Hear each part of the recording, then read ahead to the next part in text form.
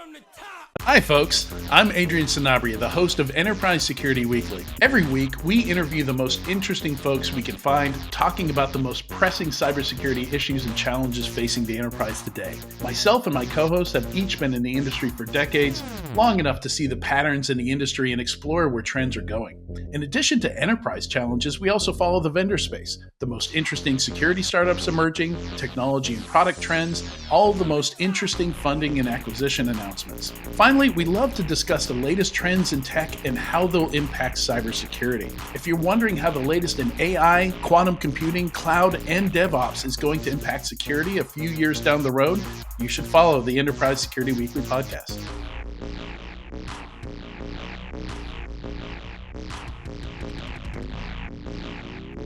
Welcome to RSA Conference. We're here recording live from Broadcast Alley in Moscone West. This interview is sponsored by VisoTrust. I'm your host, Mandy Logan, and joining me today for this interview is Paul Valente, CEO and co-founder of VisoTrust. Paul, welcome. Thanks, Mandy. I'm delighted to be here. I imagine. So looking at some of your background, from being CISO at even Restoration Hardware to having worked in city government, when you come to an event like RSA, do you get just a little bit even jealous that people currently are getting to use VisoTrust? I get to participate in their joy. I interact with customers every day, and so I wouldn't say I'm jealous in that regard. But as a CISO, I struggled with third-party risk, Right? And I would say it was the bane of my existence as a CISO. And having VisoTrust, for instance, when I was a CISO at Lending Club, would have changed my life. Okay, and give us a very fast synopsis then of VisoTrust. What is your favorite way to describe what you're actually providing? Yeah. For CISOs, we make third-party cyber risk management dead simple. And, when I think about TPRM and I think about essentially the risks that nth-party ecosystems pose to companies today, I see this as the single largest risk. And that was a revelation for me when I was at Lending Club. The way that I stumbled into that, I'd been with Lending Club for over 6 years. I built a security program. I knew the company, I knew the business, I knew the data inside and out.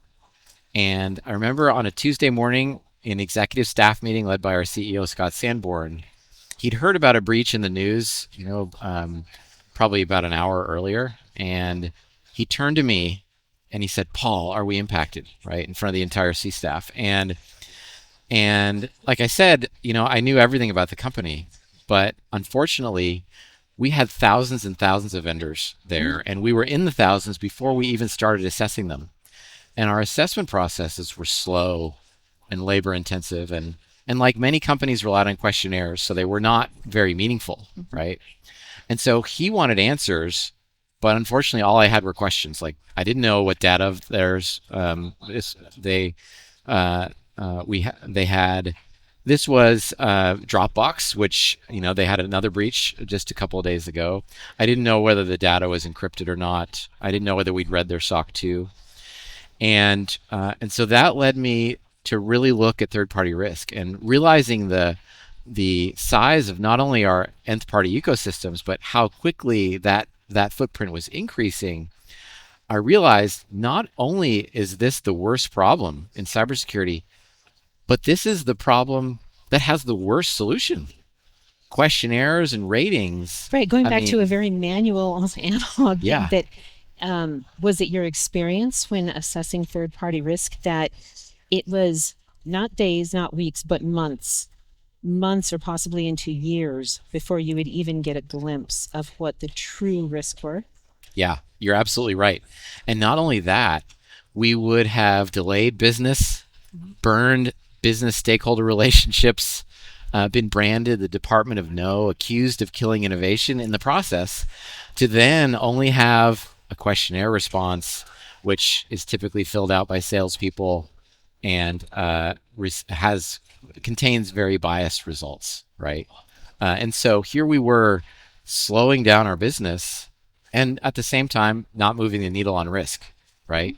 So it was just obvious that this is a huge problem and it really needed dedicated attention to solve. And that's why my co-founder Russ Sherman and myself decided to focus our lives on this.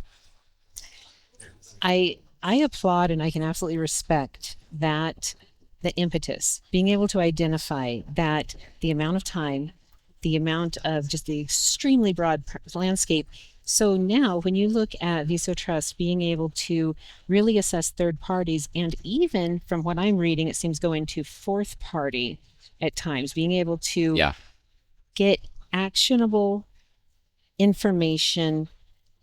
And that, it's not instantaneously, but compared to months and months of time in trying to get those questionnaires down to a few days, a few minutes, a few hours, having that.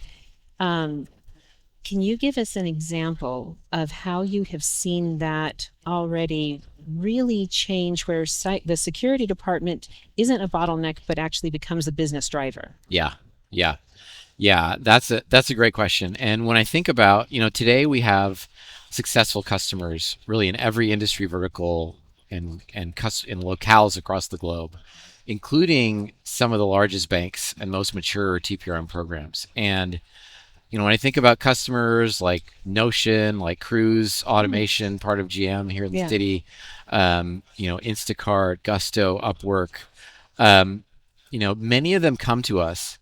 They have scoped down their TPRM programs to only assess those businesses that their company is determined to be most critical. And the reason that they do that is so that they can demonstrate compliance. They can have some shot at demonstrating compliance with their own policies, right? And TPRM is so broken that they fail at that, right? And good example, Cruise Automation, cycled through different teams, cycled through different tools, eventually bypassed by the procurement process, by the business, just because they couldn't keep up, right? Came to us with a backlog of those most critical. We eliminated that backlog in the first 60 to 90 days. Then seeing how fast, how efficient, how in the hands of their business owners, quickly delivering information could lead to better decisions, they started piping all new relationships, right?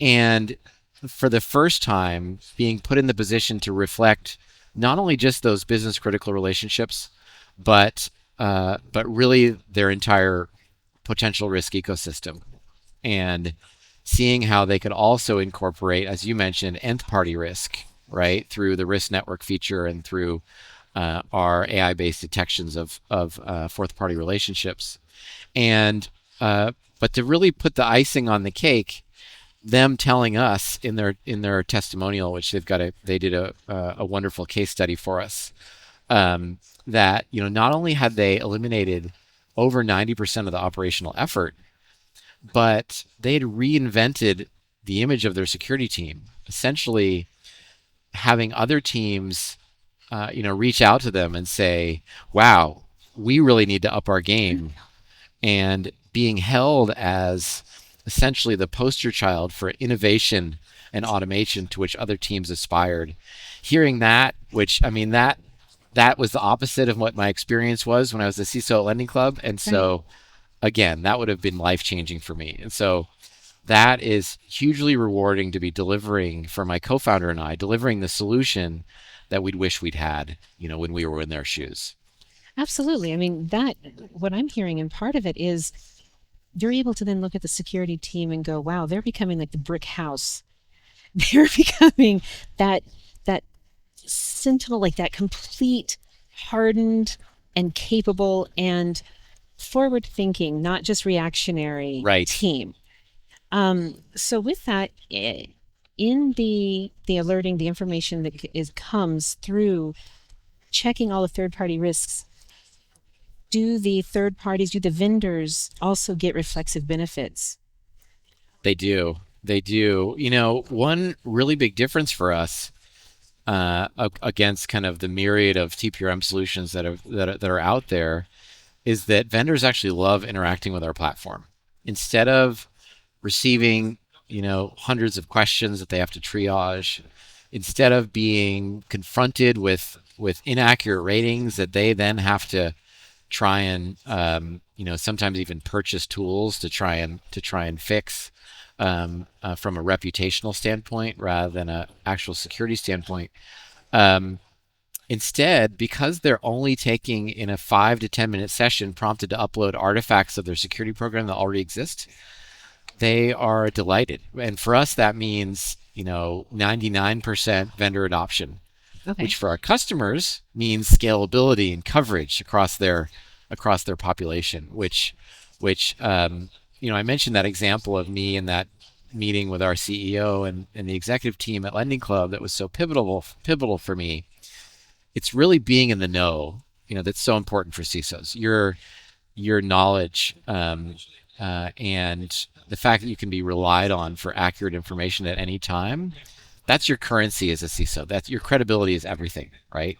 And having at your fingertips, an entire inventory of your population, a knowledge of what all of their control posture is, and that benefit comes from the platform being easy for vendors to engage with. And so, there's tremendous benefit for vendors on the platform. They love to participate. Oh, absolutely. So I know that you released and are releasing here at RSA some new features. Can you give us a rundown on what is your most exciting? Yeah. Well, I'm not sure if I could say what's most exciting. There was 3 really big features that were released, but one that that I'm thinking about right now, especially since I was talking about that Dropbox breach, is risk issue, and this is connected to a feature on the platform, an existing feature called Public Risk Notice. Okay. This is where we monitor all third-party relationships with regard to high-profile security incidents and nth-party breaches 24/7. We monitor websites, we monitor various data feeds, we monitor things like 8K filings. It's very, very comprehensive. What we released at RSA is a feature that builds on that called Risk Notice. And Risk Issue.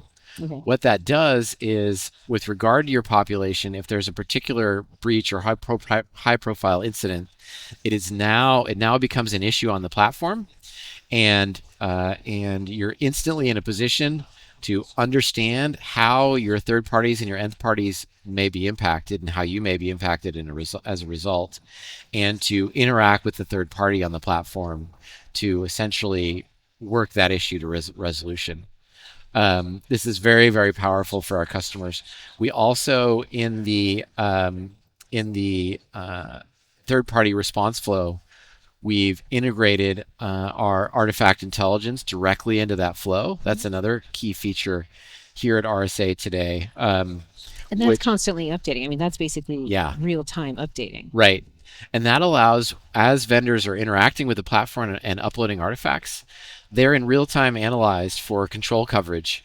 And if there's controls that are in scope based on the unique way that you're doing business with that third party that haven't been addressed by their artifacts, they'll be prompted immediately for additional artifacts or additional information. So, that's something that makes our assessments not only highly comprehensive, but also highly defensible, if you will, right? And then the last issue, big release during RSA is our remediation feature, which allows, this is something really exciting for large enterprise customers who typically, when they find shortcomings with vendors, they want to work those into the contract and have those remediated, some of them in 30 days, some in 60, some in 90, etc. The remediation feature allows you to completely automate that interaction with third parties across your entire population, which is really powerful. Well, this has been fascinating. Thank you so much, Paul, for joining us. And My pleasure. Very much look forward to seeing more in the launch. And it sounds like getting more security practitioners and CISOs to have sleep-filled nights instead of you bet. Peace of mind and helping CISOs sleep at night. Well, please check out more at securityweekly.com/CISO Trust. Thank you on behalf of Security Weekly. Thank you, Paul, for being with us. And that's a wrap from RSAC. Thank you, Mandy. Thank you.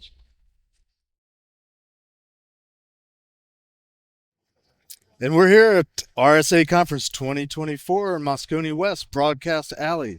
I'm Jeff Mann, co-host of Paul's Security Weekly, and I'm super excited for this next conversation. I'd like to introduce Lynn Marks. She's a senior product manager at a company called Imperva, and for I think the first time ever, PCI is actually the topic for one of these interviews. So Lynn, welcome to RSA.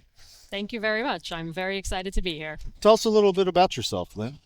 Yeah, so I've been in cybersecurity for around 8 years. Okay. And my focus points now are both client-side attacks, so protecting against mage card attacks, as well as from bot attacks. Okay. So really fun areas where you're seeing a lot of development in. And Imperva, where I work, they really protect companies' data and all paths to it, both protecting from the application side and from the data side as well. Great. So let's jump into it. Client-side attacks. What's that? So there are lots of different types of client-side attacks, but specifically what we focus on preventing are called mage card attacks. Okay. So as more and more code and functionality is being added to the client side, there is more risk that attackers might want to leverage the client side in order to steal that really sensitive and valuable data. Right. So what they've been doing is they either inject malicious JavaScript or they compromise existing JavaScript that's already in the client side in order to be able to tell the data that when the customer enters in their credit card information, let's say into the payment form, it not only sends it to the correct server where it's supposed to go, but it also sends it to the attacker's server as well. So it's literally data theft where it's one record at a time as the consumers continue to use the applications. Right. Yeah, and that's becoming a thing now, isn't it? Definitely. We've definitely seen a larger rise in the last 5 years. We're definitely seeing more publications talking about it, especially as more privacy compliance frameworks are being delivered by different countries and states. Right. And now I'm sure that we'll hear even more about it with PCI adding some new requirements that are specifically related to preventing script skimming. Right. So to catch everybody up, PCI, the data security standard involved with credit card processing, payment card processing, which has actually been around for 20 years now, came out with a new version of the standard, version 4, which became effective a month ago. And there are 2 new requirements in the standard that are specifically related to client-side scripts that are found in just about every web browser these days.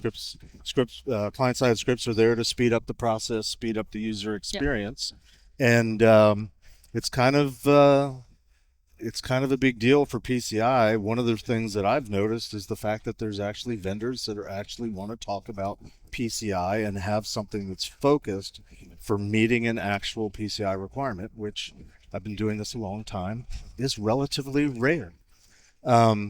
So why did Imperva try to decide to go after this? Why did they decide to focus it? How is it that you're interested in PCI? I kind of want to know. Well, so we originally wanted to look at the client-side attacks just from a security perspective. Okay. We launched client-side protection, which is our product to help defend against this back in 2020, because we saw that there was a trend of more and more attacks. And we wanted to provide our customers with a way to prevent mage card attacks. With really the basic thing that you need to do is get rid of the client-side blind spot, Right. which is so many security practitioners don't even know what are the different resources that are executing on their client side. Right. So really the first thing you need to do is bring them that visibility that not only gives it to them like a one-time aggregated list, but you also need to be able to keep on updating it as the client side changes. Right. And then once PCI was coming up with the new version, we realized, oh, we now can provide our customers with value not only from the security perspective, but also help them from the compliance side as well. Right. So the two new requirements in PCI, because they're new requirements, clients have a grace period of 1 year to implement whatever they can do. And I'm a qualified security assessor by day, so I'm a QSA. And when we first started noticing these new requirements, the team that I work with, we started scratching our heads saying, what are we going to recommend to our clients, because we're not aware of anybody that's really focused on this. I started going out talking to a lot of vendors, RSA, Black Hat, a lot of talk about protecting websites, secure web development, all the usual stuff in PCI. But then I asked, what are you guys doing on the client side? And I got a lot of blank stares, frankly. So it's really exciting that you guys are doing it. I don't know if we need to bore the audience with the details of the numbers of the requirement, but what the heck. One of the requirements is 6.4.3. Yes. What are you guys exactly doing? What is that requirement?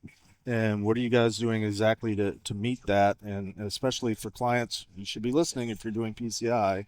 What is how do they need to get in touch with Imperva to make sure that they're ready once this rule becomes effective?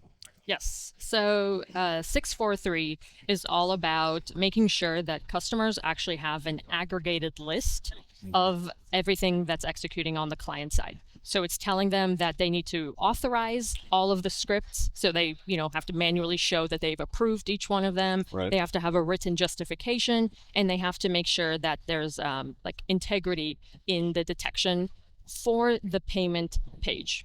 Gotcha. So of course, with all the visibility that our tool was already able to provide, it was a very easy switch for us to just show, let's say, a couple pieces of information and be able to provide our customers with that ability to get the visibility, the authorizing, and understand if the scripts are changing or not. Okay, great. And then the second requirement, 11.6.1, I'll let you explain it. Yeah, so that's all about having a tamper-proof and detection-proof mechanism that says that you need to be alerted about different types of resources that are executing on the client side, and also make sure that you're alerted and making these changes at least every 7 days, or as often as your organization says is accurate for your own team. Right. So really what organizations need to make sure that they do is that they have a tool that, of course, cannot be tampered with, cannot be removed by attackers trying to remove it, and make sure that they have a robust alerting system in place so that they can know when new things, new resources, new scripts are being added, as well as new headers, which are specifically called out. Right. And then be able to go and authorize them so that when they do have their PCI audit, they'll be able to say, hey, you can see that everything has already been authorized. There's nothing else that is still waiting to be reviewed. Okay. So hopefully this is not a curveball question for you, but I'm curious what you guys are seeing from your perspective. I have lots of clients that over the years have very painfully tried to, let's say, meet PCI by outsourcing. First it was the payment page, then it was the web hosting. Very often now it's the web development itself. It's all moved over to third parties, and the merchants think that they're good. I'm sure you're seeing that in some respect. What's the sweet spot for Imperva in terms of either talking to the merchants or the hosting providers or the web development providers, the payment pages? Where are you guys seeing the most traction and the best place to put Imperva? Well, I actually think that there's a misconception where customers believe that if they do offload their payment service provider to third party, they believe that they don't need to comply with these specific requirements. But that is actually, a misconception. And you do actually still need to comply with these two requirements that we just mentioned, because there might be, let's say, other scripts or other types of resources that are living on your payment page that could be trying to interact with maybe the iframe that lives in there. Right. So I would say that every organization that has a payment page, whether you're developing your own payment processing or you're using someone from third party, you should definitely still acquaint yourself with these new PCI requirements and make sure that during your next audit prep, you are having these resources looked at and starting to authorize all of these scripts. Right. One other question I have, we focused on the new things that Imperva can do for you, but before that came along, what does Imperva do for you if you're a merchant or if you're somebody that has an e-commerce site? Yeah, so I mean, Imperva, we provide a lot of really great value, especially for e-commerce sites. All the way from the WAF, DDoS protection if you're having a big on sale, a waiting room for those big on sales, and then of course for me, one of my favorite products because I'm biased, the bot protection that we have, which is able to protect not only the customers and applications that come to us, but also the real end users that are actually trying to interact with the websites, and we're able to provide them with a safe and more fair internet experience. So it's I believe it's a company that's really doing a lot of good, protecting companies and the end users themselves. That sounds great. And you mentioned WAF, which it's worth mentioning that WAF up until version 4.0 was sort of a either or optional protection for websites. You could either do that or do some sort of security testing. But even WAFs are now going to be required after this 1 year grace period. So it's not really a new requirement, but it's certainly a tweaked requirement, Yes. which I'm sure Imperva is aware of. Are these things all component parts that you sort of like a la carte buy into, or you get Imperva and you get all of it? So for customers that need different features or to solve different problems, we have different bundles. So you can either buy that or you can buy the most basic WAF and then add on add-ons if you don't want to buy an entire bundle. So it's really flexible for whatever problems our customers are trying to solve. Super. We've got just a few minutes left. I'll sort of open the floor to you if there's any other things that you want to cover, make sure that you're emphasizing. Now's your chance. Yeah, I mean, for everyone out there who's actually building the websites or protecting the websites, just really make sure that you are pinpointing where are these payment sites or where else is sensitive data being entered. Because, we've been talking about this from the PCI perspective, but of course we also want to prevent general data theft because it could be your password information that you don't want to have go out. So make sure that you figure out where the sensitive forms, where customers are working there, really get that visibility and that consistent visibility and, start having a better understanding of what are the resources that are supposed to be there and not, because if you don't know what you're supposed to protect, you can't properly secure it. I'm a little taken aback that you said there's something other than PCI, but that's just because of my bias, having done PCI for 20 years. Really exciting talking to you today. Really excited to get to hear about Imperva. Like I said, I'm excited that there's companies that are actually finally paying attention to the PCI requirements. Not that you weren't before, but walk the floor at RSA and Yes. mention PCI, and most people are like, flip to the page, compliance. Here's what I'm supposed to say about. Or they might fall compliance. asleep. Or that too, or they actually turn and run away. But that was our PCI talk for today. Lynn, thank you so much for joining us and having a conversation. If you want to learn more about Imperva and what they do to help you protect websites, protect sensitive information, especially PCI data, go to securityweekly.com/Imperva RSAC. I want to thank you again. Enjoy the rest of your show. Enjoy the beautiful day out here. And we'll be back shortly with the next interview. Thank you.